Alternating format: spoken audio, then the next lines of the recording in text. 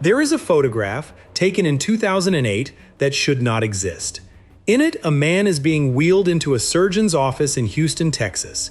He cannot walk. He cannot make a fist. His fingers won't close.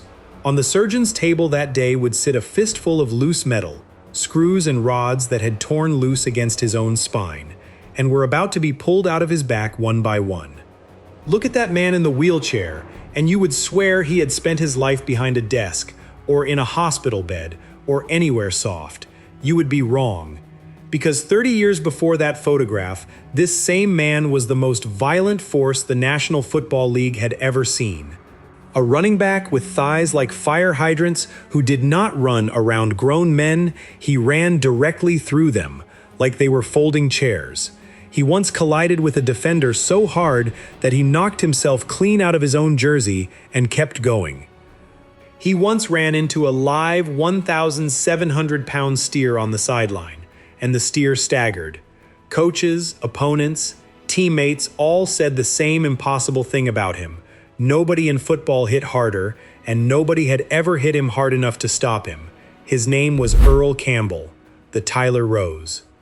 And the question that story asks, how does the hardest running man in the history of the sport end up unable to walk to his own mailbox, has an answer that almost everyone gets Campbell wrong.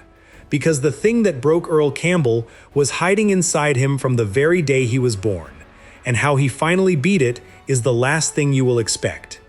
Number 1, the roof with holes in it. Tyler, Texas. The Rose capital of America, a town where the fields run red and pink for miles, and where poor black families made a living cutting flowers for other people's weddings. That is where Earl Christian Campbell was born in the spring of 1955, the 6th of 11 children. He was named after the doctor who delivered him, because his mother didn't have much else to give. His father, B.C. Campbell, worked those rose fields by day and took a second job at night, and it was still never enough. The family lived in a shack along a country road, wedged between a junkyard and a peach orchard. Earl's older brothers used to joke that you could see the Big Dipper from your bed because there were holes in the roof. Here is what almost no one knows. Earl himself has said he didn't fully understand how poor his family had been until the day he signed his first professional contract. As a boy, he thought that was just how everyone lived. He would spend the rest of his life trying to build his mother a house where she never had to look at the stars through the ceiling again. But before he could do any of that, the roof fell in on the whole family. Number 2, 11 children and 1 woman. Earl was 11 years old when his father's heart gave out. A heart attack, sudden and final, and just like that, Ann Campbell was a widow with 11 children and a rose field she could not work alone. She did not fall apart, she could not afford to. Ann took work as a maid, kept growing roses, and dragged every one of those children to the Baptist church on Sundays whether they liked it or not. She was, by every account, the strongest person Earl Campbell ever knew, and he would go on to meet presidents and Hall of Famers. But a boy needs more than a strong mother. In the years right after his father died, Earl started drifting. He ran with a rough crowd. He had a chip on his shoulder about school, about the world, about a town that was still deciding whether boys like him deserved a fair shake. He was one bad decision away from becoming a statistic, another East Texas kid the world forgot. What pulled him back from that edge wasn't a sermon, it wasn't a scared straight speech. It was a game, and a coach who saw a boy trying to become the wrong kind of legend entirely. Number 3, the boy who wanted to be Butkus. Here is a fact that will surprise even lifelong football fans. Earl Campbell, the greatest power runner in NFL history, did not want to carry the ball. He wanted to level the man carrying it. As a kid, Earl idolized Dick Butkus, the snarling Chicago Bears linebacker who treated ball carriers like personal insults. Earl wanted to be, in his own words, the next Butkus. So when his high school coaches tried to move him to running back, Earl rebelled.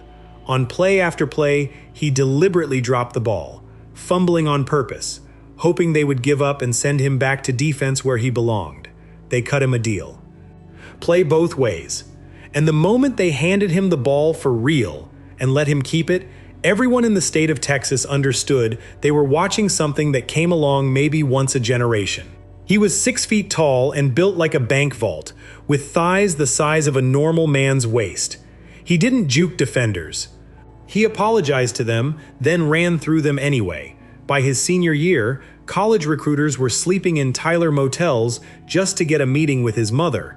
But before Earl Campbell belonged to Texas, or to America, he belonged to one small, divided city that needed something to believe in. Number 4. A whole town on his back. In 1973, John Tyler High School was a school still learning how to be integrated. Black players and white players in the same huddle for the first time, in a part of the country where that was not a small thing. The head coach, Corky Nelson, did something clever and brave. He sent each of his assistants to eat dinner in a player's home, black and white, so these boys would learn to trust each other over a kitchen table before they trusted each other on a field. And the thing that finally bound that town together was Earl Campbell. He carried the Lions to a perfect season, 15 wins, 0 losses, and into the state championship game, played on the biggest stage in Texas, the Houston Astrodome. Earl ran for 164 yards and 2 touchdowns. John Tyler won the Class 4A title, the largest in the state. He was named the top high school player in the entire country. Years later, Earl said that championship turned our whole city around. A white kid and a black kid who might never have spoken were suddenly wearing the same colors, chanting the same name. In the heart of East Texas, in 1973, that was almost a miracle. Every major college in America wanted him. He could have gone anywhere. What made him stay home would come down to one sentence from one old coach, a sentence about a shack. Number 5, 25 pounds and a bronze trophy. When the legendary Darrell Royal came to recruit Earl for the University of Texas, he sat in that same poor Campbell home. Earl, embarrassed, started apologizing for the worn-out furniture. Royal stopped him cold. "I grew up in a shack, Earl," he said. "I know what it is like." Earl chose Texas on the spot. He arrived on campus carrying everything he owned in a single paper grocery bag from the store where his mother shopped. Think about that image. The most sought-after recruit in America, a paper bag.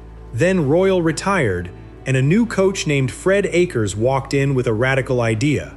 He looked at Earl, who was carrying about 245 pounds, and told him to lose 25 of them. Akers was going to rebuild the entire offense around one man in the backfield. Earl trimmed down, and in 1977 he led the nation in rushing and won the Heisman Trophy, the first in the history of the University of Texas. He was so powerful that season that during one game he scored a touchdown and couldn't stop his own momentum. He plowed straight into Bevo, the school's live 1,700-pound longhorn steer on the sideline. The steer staggered. Earl kept his feet.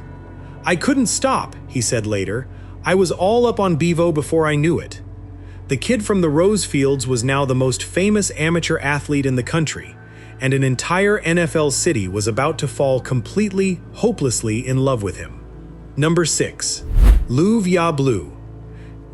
The Houston Oilers wanted Earl Campbell so badly they mortgaged their future to get him. Holding a lower pick, they traded away a package of players and draft choices just to move up to the number 1 overall selection in 1978 and take him. It cost them a fortune. It was the best money they ever spent. Waiting for him was a coach in a cowboy hat named Bum Phillips, and the bond between those two men became one of the great love stories in football. Bum said it best, in a line Texans still quote today. "I don't know whether Earl's in a class by himself, but whatever class he's in, it don't take long to call the roll." Houston lost its mind. They called it Luv Ya Blue. 60,000 fans would pack the Astrodome just for a pep rally, sometimes even after a loss, waving pom-poms for a running back from a rose farm. And Earl did it all his own way. He flat out refused to lift weights. He told Bum he was afraid that if a running back got too muscle-bound, he'd lose the looseness that made him great. Bum threatened to fine him $5,000. Earl still wouldn't touch the weights. He didn't need them, because what Earl Campbell did on Sunday afternoons in the fall of 1978, no weight room could ever have built. Number 7. The human wrecking ball. Most running backs are taught to avoid the hit. Earl Campbell went looking for it. As a rookie, on one legendary run against the Rams, he lowered his helmet and headbutted an all-pro linebacker so violently that his own jersey ripped nearly off his body, and he kept churning down the field, half naked, dragging defenders behind him. They started calling him the human wrecking ball. On Monday night, November 20th, 1978, on national television, he introduced himself to the entire country. Against the Miami Dolphins, Earl ran for 199 yards and 4 touchdowns, the last a breathtaking 81-yard sprint in the fourth quarter. To this day, only 3 men have ever rushed for 4 touchdowns on Monday Night Football. Earl was the first. He won Rookie of the Year. Then he won the rushing title. Then he won it again and again, 3 years in a row. In 1979, he was named the most valuable player in the league. In 1980, he ran for 1,934 yards on a staggering 373 carries, one of the heaviest workloads any back has ever survived in a single season. Someone once told Bum Phillips that Earl got up slowly after being tackled. Bum's answer was perfect. Yeah, but he goes down slow too. Every carry was a car crash he volunteered for. He was writing football history with his body. And somewhere in all those collisions, his body was quietly writing him a bill, one that would come due with interest. Number 8. The wall in black and gold. For all his greatness, there was one thing Earl Campbell could not run through: the Pittsburgh Steelers. Twice, after the 1978 and 1979 seasons, Earl's Oilers reached the AFC Championship game, 1 win away from the Super Bowl. Twice, Pittsburgh's dynasty stood in the doorway and slammed it shut. And the second one still haunts Houston. Trailing the Steelers in the third quarter, the Oilers threw to receiver Mike Renfro in the back corner of the end zone. Renfro caught it. Replays showed both of his feet clearly condrindly. Inbounds, the ball secured. It was a touchdown. It would have tied the game, but this was before instant replay existed. The officials huddled, guessed, and ruled it. No catch. Houston never recovered. That single blown call is one of the play's historians credit with eventually forcing the NFL to adopt instant replay years later. Earl Campbell gave the game everything a man could give. He gave it his knees, his back, his prime, his health. And the one thing football never gave him back was a championship. He would retire without ever playing in a Super Bowl. That, though, is not the tragedy of Earl Campbell. The real bill, the one that nearly took his life, didn't arrive until the cheering stopped and the stadium lights went dark. Number 9. The body sends the bill. By 1984, the wrecking ball was wrecked, traded to the New Orleans Saints to play one last time for his beloved Bum Phillips. Earl was a shadow of himself. He walked away from football after the 1985 season. He was only 30 years old, and then his body started collapsing, piece by piece. The pain came first, deep, grinding, relentless. Earl has said his very first NFL painkillers came in a small brown packet a trainer handed him on the team plane. In retirement, chasing relief that never came, he began combining powerful prescription pills, Vicodin, then OxyContin, with beer. At his lowest, he was swallowing close to 10 pills a day and washing them down with Budweiser. The most disciplined runner in football history was drowning. His back required surgery after surgery, 5 operations in all. There were days the man who once dragged 8 defenders into an end zone could not get himself off the couch. It was his sons, Christian and Tyler, who finally stepped in. They confronted their father, the Texas legend, the Hall of Famer, and told him the truth. He was killing himself. They put him in rehab. Earl has called it the lowest point of his entire life. The most feared man in football was now fighting an opponent he could not run over. And to understand how he beat it, you have to understand what the doctors finally found inside his spine. Number 10. Earl Got Up. On this channel, you have heard this story before. The great warrior, broken from the inside, his mind stolen by the game. You have braced yourself, right now, for the same ending. This time, it does not come. When surgeons finally examined Earl Campbell's spine, they discovered something staggering. He had been born with a congenital narrowing of the spinal canal, a condition that meant every single one of those thousands of violent collisions could have paralyzed him. He had played 11 years, high school through the pros, on a spine that should have been protected like glass. One doctor told him flatly that he was lucky to be walking at all. His ruin was not in his brain, it was in his back, his knees, his nerves, and in the pills he took to survive them. And here is the part that matters. Earl Campbell got clean. He surrendered to the addiction, went to rehab, joined Alcoholics Anonymous, and got his life back one sober day at a time. Then came the hardest test of all. His son Tyler, a college running back chasing the NFL just like his father, was diagnosed with multiple sclerosis at 21. Tyler's dream died, but Earl, the man who once refused to lift weights, drove his boy to physical therapy and did every painful exercise right beside him. Their family motto became 4 simple words: a Campbell never quits. Before Bum Phillips died in 2013, Earl told him he had made all the difference in his life. Bum's answer, in that soft Texas drawl, "Oh, EC, you're the one." In 2020, Texas renamed its stadium field for him and raised a bronze statue of him outside. And in January of 2026, at 70 years old, when false rumors spread that he was gravely ill, Earl Campbell posted a message himself: "Don't believe it. My health is great." Remember that man wheeled into the surgeon's office, the one who couldn't walk, couldn't make a fist, the most punishing runner the game ever produced, reduced to loose screws in his spine? This is the ending you weren't expecting. Earl got up. Of all the men whose stories we tell here, the ones the game kept, the ones it buried, Earl Campbell is the one who walked out the other side, slowly, in pain, on his own 2 feet. Thank you for watching the complete video. Did you know? Americans over 60 lost $7.7 billion to scams last year. That's according to the FBI. In 2020, that number was just 600 million. These aren't careless people. These are retired teachers, veterans, business owners, losing an average of $83,000 each. Now ask yourself this. Could you spot a phone call that uses your grandson's cloned voice, begging for help? Would you recognize a fake email from your bank that looks exactly like the real thing?